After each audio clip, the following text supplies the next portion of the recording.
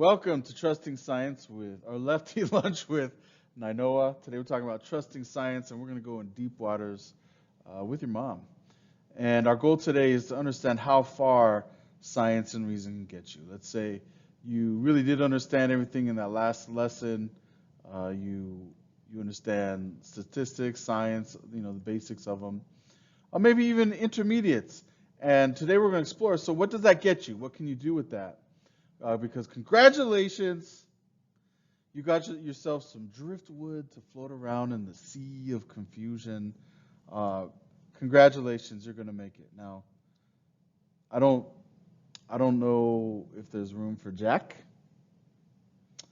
and I don't know how long you're going to survive in those freezing waters. But I think probably you're going to be afloat a little bit long enough to survive and maybe have another fling next summer. But make no two ways about it, guys. You're on driftwood and not on a lifeboat. You didn't rescue Jack. You can't rescue others yet. So let's look at what you maybe can do. So if you can understand the basics of science and reasoning, you can evaluate your peers' arguments, right? You can evaluate it. You're ready for that. You can notice maybe like things they're not fallacies they're making. What else? You can utilize principles you learn about in your life. You can even, let's say there's a random study, nothing's been found yet. You can try it out. Why not? Try it out. Judge on your own personal decisions, sure. Also, you'll find you're pretty well armed to judge a lot of the softer science stuff, like anthropology, history, psychology. You'll have some ability to be able to understand that research pretty well. And then definitely you'll have an ability to evaluate a lot of the political things that are said, a lot of things the media says or pundit claims. You should feel pretty well equipped to do that. If you don't have this, you have to admit that you are a little bit more susceptible to the seas of confusion. You're a little bit more susceptible to common sense, which doesn't actually get us to truth very often. You are more susceptible to fallacies. And again, that doesn't mean you can't engage. It just means that when you do engage, maybe realize that there might be a little bit of learning for you in that situation. Maybe realize that having any kind of real staunch position, maybe that's not the best idea. Okay, but here is the thing. Most people aren't even close. Like I said, 60% of the nation doesn't know the three executive branches. Okay? So again, we're just talking about being able to contend with your peers, being able to evaluate just things going on in our normal day-to-day in our world and news. Let me just kind of give you an example of things you should have. What I'm about to list should not be foreign to you. I'm not saying you should be able to remember it, but like this should be accessible to you. You should be able to, with some memory, some jolt to the memory or some quick review, you should be able to, what I'm about to say should not be a foreign language to you, okay? If it is, you're not close, all right? If you don't understand that correlation isn't causation, just the basics behind that, if you can't read p-values, if you don't understand what a normal distribution means, what it looks like, what a skewed distribution means, you're not there. You're just not. You're not. You're not. If you don't understand how to design a good scientific experiment, how many are involved, who's involved, how to keep it blind, how to keep it double blind, why you set up a control group. If you've never looked, if that is like foreign to you, you're not even close. If you don't know how to figure out what the majority says in a given discipline and what the minority says in a given discipline, and what they all will say is fringe, you're not even close. And now, let's go into the realm. Let's be real specific about this, okay? I want to narrow down and tell you where you really certainly aren't even in the realm. So what I'm trying to tell you is, if you've never done any kind of training, if you're not a wrestler, a striker, and you're not currently trained, no, you cannot beat everybody up. And if you have no clue about the things I just said, you do not belong in any kind of realm where you are contending about scientific knowledge. Okay, especially if it's specific within a certain discipline. You are so out of your league. You have now taken that little drift board. That's assuming you know all this. This is your drift board. Okay? Okay?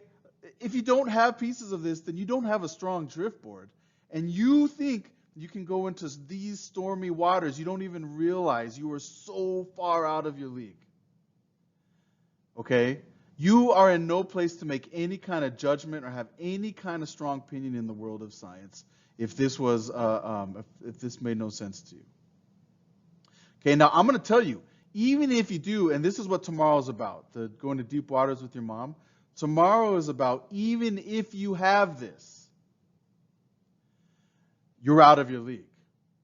What I'm trying to say is, if you don't have this, you are so far out of your league. Like, yeah, I understand you can dribble the ball, but you are not ready for one-on-one with LeBron James. You're not.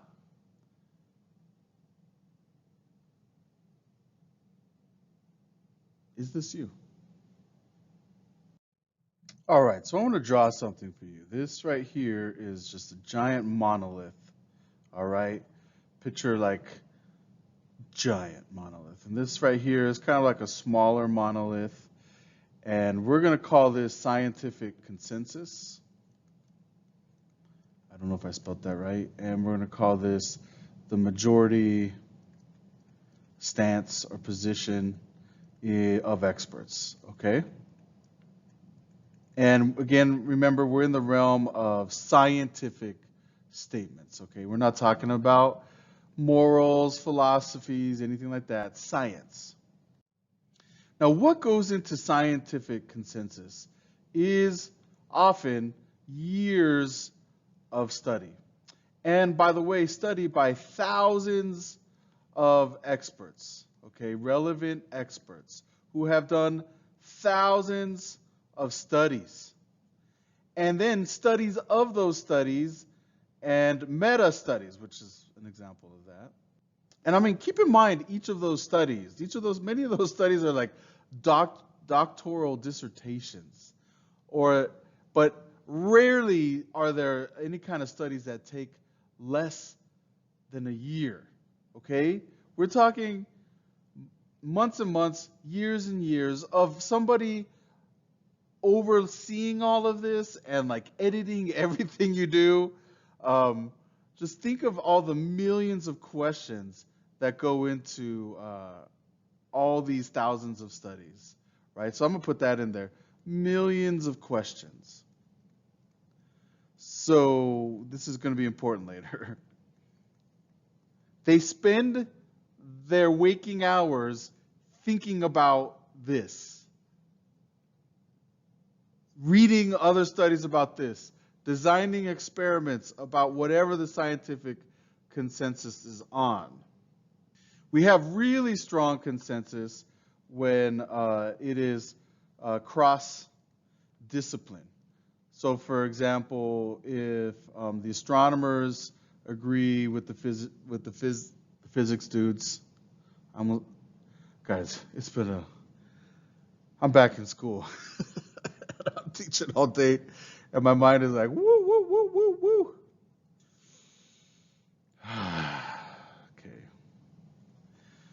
Okay. Yeah, there you go. That's consensus. And then over here we have another monolith, not as large, but still pretty strong. is majority position of experts. Okay. Now, to the current reason this matters, do you know the game?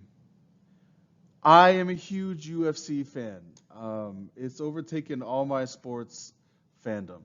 I love the UFC. Loved it the very first one, and I remember in 9th grade watching it. And what we learned in those early days in UFC, we didn't have the answer, right? We didn't know, is karate the best? Is Jeet Kune Do the best? Is Muay Thai the best? We didn't know. Then what we saw is Royce Gracie come along, and he started to play the game, a game of, we're just going to call it the jiu-jitsu game, all right? He started playing the jiu-jitsu game. He started pulling this thing called guard. People had no clue what to do with that. Wasn't even striking hard. He would just choke you out or armbar you or something. And what we realized is so many of these karate experts, these wrestling experts, they didn't know the game they were being drawn into. They thought the game was just fighting in general, and it wasn't. Royce would pull you into his guard game or some kind of grappling game where he had so much more experience than you and you did not. So it doesn't matter if you can fight in general. He's pulling you into this game, and since you don't know how to play that game, he's tapping you real quick. I see so many people all over, in Facebook, in the media. I do it myself. I absolutely do this myself. So many people who don't realize what game they're playing, all right? And they don't realize when they're completely outmatched. So let me kind of frame this for you and think about this. Let's pretend there is one person out here, okay? And they wish to destroy this monolith. They wish to take it down, all right? If this person is throwing a rock at this gigantic monolith, do you expect to see that thing just shudder and fall? If they throw it at this smaller boulder, as hard as they can, just throw at this smaller boulder, you obviously don't expect this whole thing to just blow up, right? What they need is a daisy cutter. What they need is like a drill, whatever. So much of the public don't realize that this is them. That they're throwing rocks at scientific consensus or throwing it at majority position, and they think that has taken it down. They think that they've won that fight, you know. They watched guard on the UFC, and they think they know that game. And I'm going to show you in the next episode how far out of your league you are. You can dribble, but that doesn't mean that you're going to win one-on-one against LeBron James. But before I take the focus off of you, let me show you some of the things that are rocks. Hey, even grenades. But a grenade wouldn't take down this monolith, right? But so let me point out some rocks. Rocks that do not destroy monoliths are you, are me. Okay? Grenades and our arguments. Our arguments, yeah, I understand science, I understand critical thinking. Guess what? We are unable, we do not have strong enough rocks or strong enough arm to take down the consensus. We're far out of our league. But let me show you some things that get a lot of people. Okay? A lot of people think that a doctor's opinion in the realm of science could pull down consensus. Or they might even think that a team of doctors, nah, they're just a grenade. And you'll see why when I ask you a question in a second. Some people think that a study, you know, what about this study? This study said this. Okay, that's a grenade. Sometimes it's actually just a rock. But you ain't taking out the monolith with that grenade. All right? You're playing the wrong game with the wrong tools. And you can see this with one simple question. And I asked this, let's get specific here. You ready? You ready for some specifics? Scientific consensus. Climate change and by humans has vast scientific consensus across disciplines. Vast consensus. Naming names. Majority position that vaccinating, that vaccines are likely to lead to better outcomes. So I'm going to just do smiley. And masks as well, are likely to save a lot of people and help us have better outcomes in general, is the majority position of experts. So when I hear lots of friends on Facebook or YouTube or wherever, I love you guys. When I hear friends say, well, what about what this doctor said? You're throwing a grenade. And I got to ask you this question. Why are you listening to that doctor? Why are you listening to that one professor? And why should I listen to him and not the thousands of international, let me add that, international experts? Why are you listening to this one professor, this one doctor, taking their word over thousands of international experts? Why are you taking a team, frontline doctors, a team of doctors who, by the way, check out their PhDs? It is not in immunology. I promise you that. It's often in like chiropractics and stuff like that. Go look. They give you their information. But even if they were a team of climate scientists, why would you listen to this team over thousands of international experts, and then not only in the realm of climatology, I hope I said that right, but also in the realm of geology, also in the realm of astrology, astronomy, and you'll find out that they confirm what the climatologists are saying. So you have your cute little team. Why would I listen to your team versus this? Okay?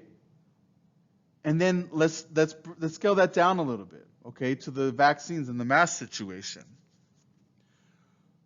Okay, you have one doctor. I have the majority of immunologists, which is more specific than a doctor, right? A doctor will tell you what the majority opinion is, minority. They're well educated on that enough, but they cannot contend with hundreds of international scientists who specifically are in the realm of immunology and public health. Okay? One doctor cannot contend with that. 20 doctors cannot contend with that.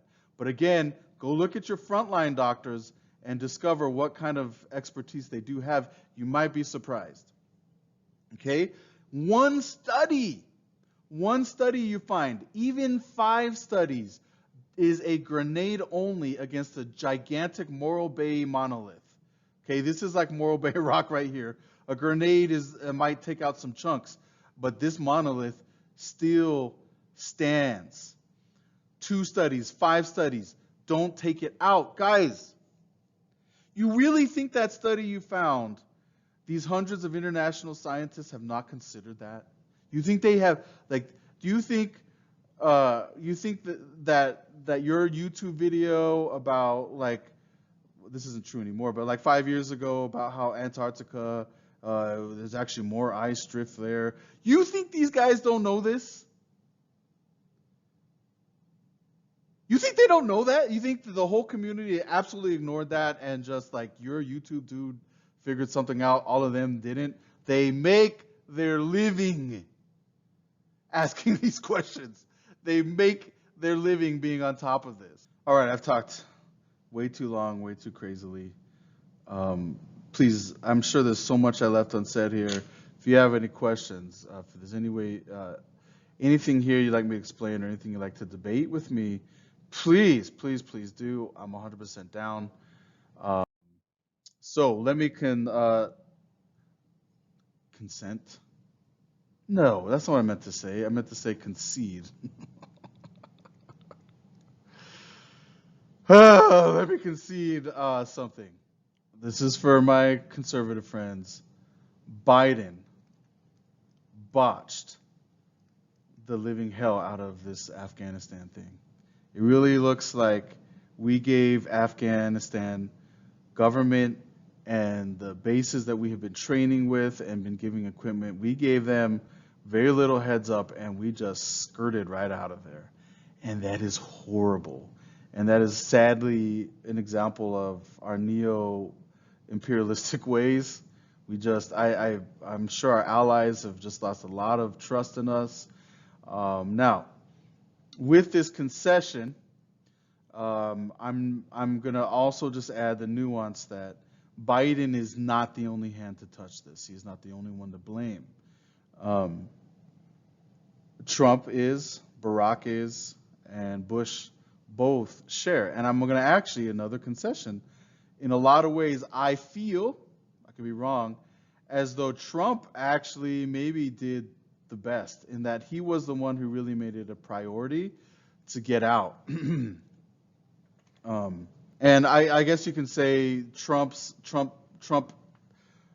decision to leave and announcing a date contributed, but like Biden didn't make that date. And the main thing that is really botched here, I have to listen to his conference that comes out today.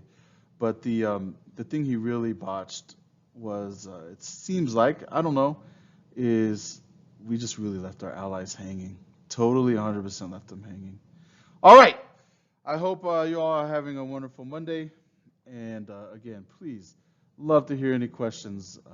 Aloha.